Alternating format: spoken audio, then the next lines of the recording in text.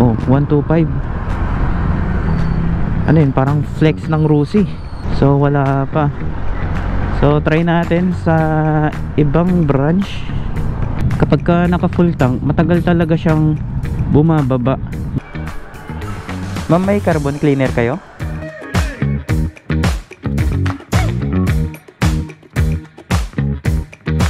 Mukhang masama yung mukha nila dun, guys. Kaya full tank, ha? Oo. Pero wait lang kasi may ilalagay lang ako. So kapag ilalagay natin, ito kalahati lang. Kasi 5.5 liters lang yung ating tank capacity. Oops, teka, bago ka magpatuloy sa aking video, huwag kalimutang mag-like, comment, subscribe. Hi guys, ngayong araw ay meron tayong panibagong gagawin dito sa ating motor. Since hindi natin namamalayan na tumataas na yung kanyang odo. So, ilan na ba yung odo natin? Nasa 4,148 na. Ito kasi yung isa sa ginagawa natin every 3,000 odo sa ating mga motor. Lumagpas na pala yung ating odo, nasa 4,000 na. Hindi ko namamalayan, kaka-upgrade natin ng panggilid. Meron pala akong isang viewers, hindi ko alam kung solid supporters natin, ang nag-comment. Nasa top speed era pa lang daw tayo. So hindi naman porket na nagta-top speed tayo masyado na tayong outdated sa mga nangyayari sa ating buhay, di ba? So kanya-kanya tayo ng trip, guys. Wala naman tayong ginagawang masama, di ba? Pinapakita ko lang kasi, boss, yung mga dapat i-improve sa ating motor. Kaya nagtatry akong i-top speed yung aking motor. Kung hindi ka naman mahilig sa mga top speed, pwede ka namang mag-skip, di ba? So para lang naman sa mga solid supporters ko tong ginagawa ko, para yung mga magkakaroon ng Honda Click, alam na nila yung pinaka performance ng motor nila kapag ka nakakuha na sila, di ba? Kasi hindi naman masama kung susubukan natin, kahit na sabihin natin na hindi maganda sa'yo, pero yung mga iba na gustong malaman yung tunay na performance ng motor natin, gustong gusto nila yung ginagawa natin, di ba? Anyway, yun lang yung nabasa natin ngayong umaga sa comment section. So hindi ko na pinansin pa, kaya hinayaan ko na lang. So ngayon, since 4,148 na yung ating odo, maglalagay ako ng P-Carbon Cleaner. So yung bibiliin natin na brand ay Yamaha. So punta tayo dito sa may Yamaha Diversion. Dito kasi tayo bumibili dati ng nilalagay natin sa ating Sniper at KTM Duke. Minsan pinagtripan ko pa yung ating TBS Dust, nilagyan ng ganun, which is yung carbon cleaner. Mas magandang gamitin siya sa mga fuel injected. Hindi siya recommended na gamitin nyo sa mga carburetor. Pero pinagtripan ko lang noon na gamitin yun para malesen yung carbon sa pinaka intake system natin. Sana open na sila. Kasi last time na pumunta ako dito, ay yun nga, late sila nag-open, guys. 8:22 na. So wala pa. So try natin sa ibang branch. Wala pa yata. Wala pa nga. Try natin sa Bunton if open sila, kasi late silang nag-open dyan Kung matatanong nyo kung para saan nga ba yung carbon cleaner, if mandatory ba itong nilalagay sa inyong mga motor, well, nasa sa inyo naman kung gagamit kayo nito. Kasi para lang naman ma-minimize yung mga carbon deposit na nasa ating fuel injector.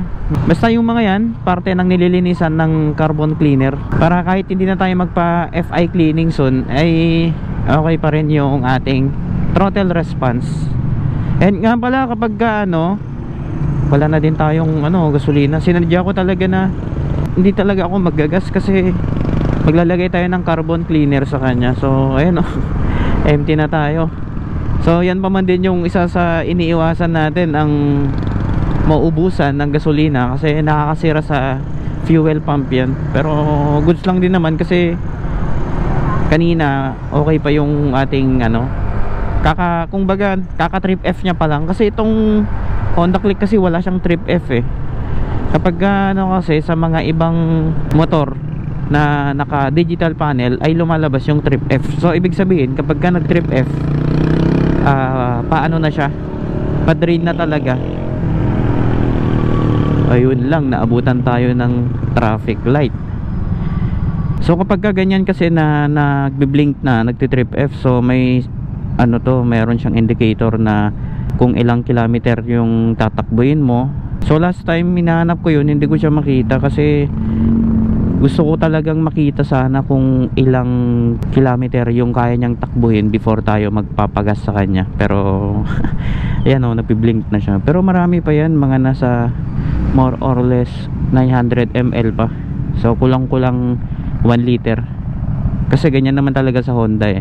Kapag ka naka full tank, matagal talaga siyang bumababa yung kanyang fuel indicator. Pero kapag ka ano na, nabawasan na ng isa yan, sunod-sunod na yan.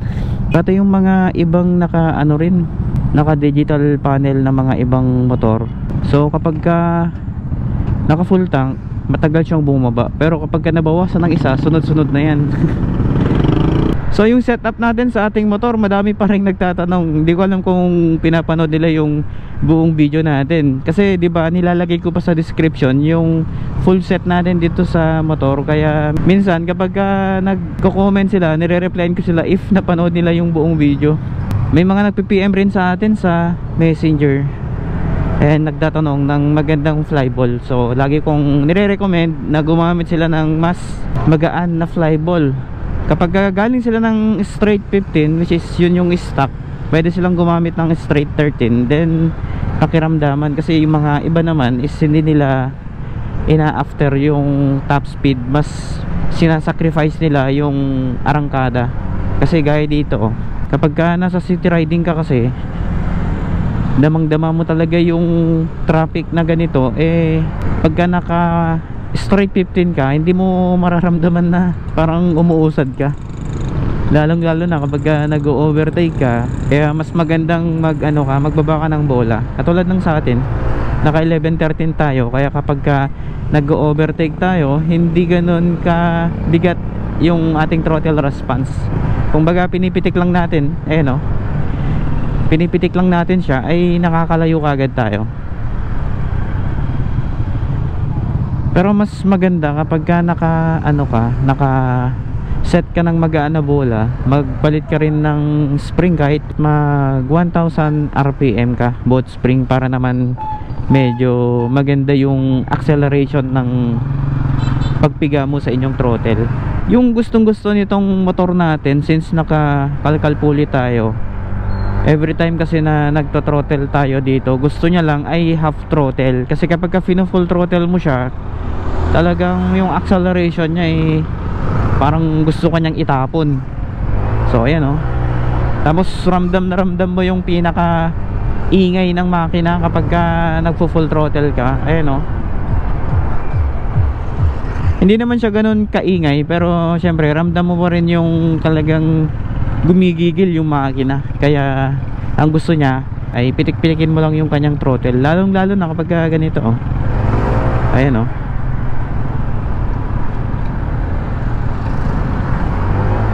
diba? So shoutout nga pala sa mga laging sumusuporta sa ating video. Every time kasi na nag-upload tayo, nakakalimutan kong ilagay yung mga nagpapa-shoutout. Kaya pagpasensyahan nyo na guys, kasi syempre pagka nag-edit kasi tayo, minsan is nakakalimutan ko talagang kinukuhaanan o ini-screenshot yung mga gustong magpa-shoutout. Minsan is busy tayo, hindi ko na rin naiisip na mag-overlay ng mga subscribers natin. Kaya humingi ako sa inyo ng paumanhin. Gagawa na lang tayo ng buong image ng mga gustong magpa-shoutout at ipa-flash natin dito sa ating screen. Eto guys, medyo malapit-lapit na rin tayo. Sana dumiretso na lang tayo kanina dito. Sana meron silang stock dito, kasi mahirap kasing hanapin yun. Lalong-lalo na kapag hindi kasi kasa yung pagkukuhanan natin. Baka maikot natin yung buong Tugigaraw, hindi natin mahanap yung carbon cleaner na yun. Meron din naman sa Honda, kaso mas gusto ko sa Yamaha. Pero kapag wala tayong makita sa Yamaha dito sa Buntun, baka mapipilitan tayong mag Honda, since yun naman talaga yung brand nitong motor natin. Pero mas trip ko lang kasing gamitin yung Yamaha na carbon cleaner.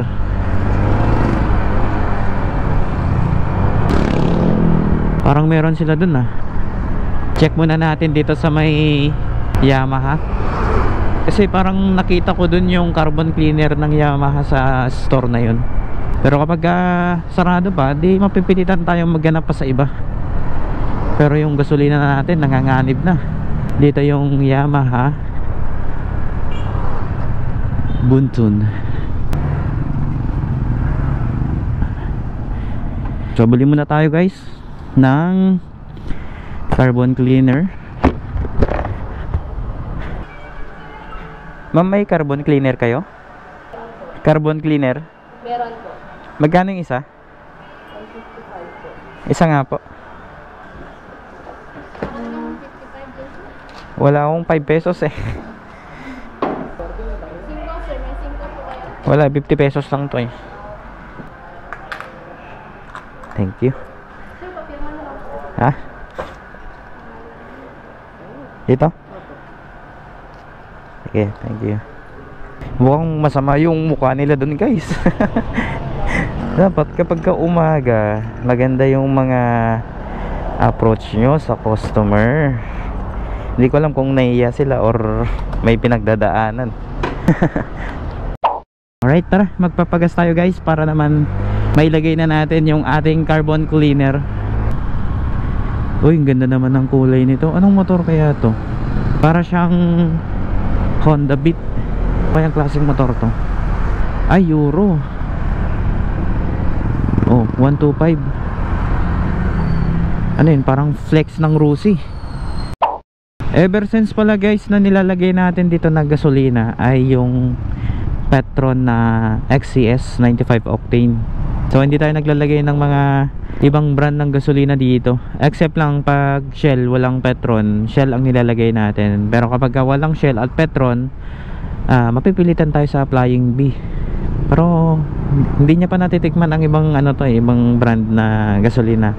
Gusto ko lang kasing mapangalagaan yung pinaka fuel pump natin, kasi kapag iba-ibang brand kasi ng gasolina yung ilagay natin dito, syempre mas kilala natin ang Petron kung gaano sila kalinis sa gasolina. Madami silang additives na nilalagay. And isa pa pala na magandang gasolinahan ay yung Caltex. Try nyo din dun kasi maganda rin yung kanilang gasoline. Meron silang parang nilalagay na additives sa pinaka gasolina nila na ganito rin, na parang siya, carbon cleaner. So maglalagay muna tayo dito ng carbon cleaner. Ayun. Kaya full tank ah? Oo. Pero wait lang kasi may ilalagay lang ako. Nasaan na yun?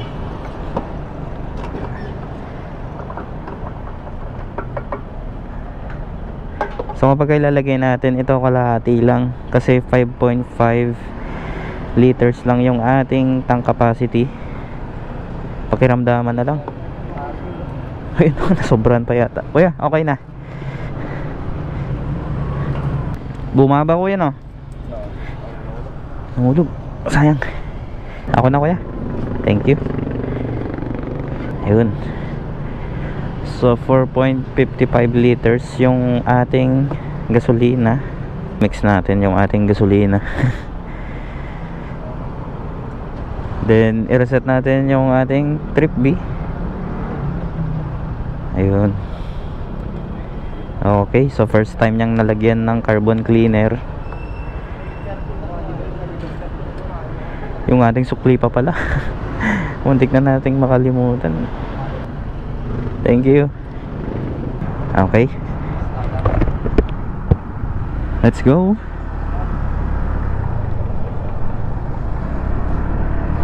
Alright. So sa paglalagay ng carbon cleaner, kalahati lang sana ilalagay natin, kaso nasobrahan ko siya. So okay lang kahit na nasobrahan natin kasi 5.5 liters naman yung ating tangke. Eh yung sobra nun ilalagay ko na lang sa ating KTM dock.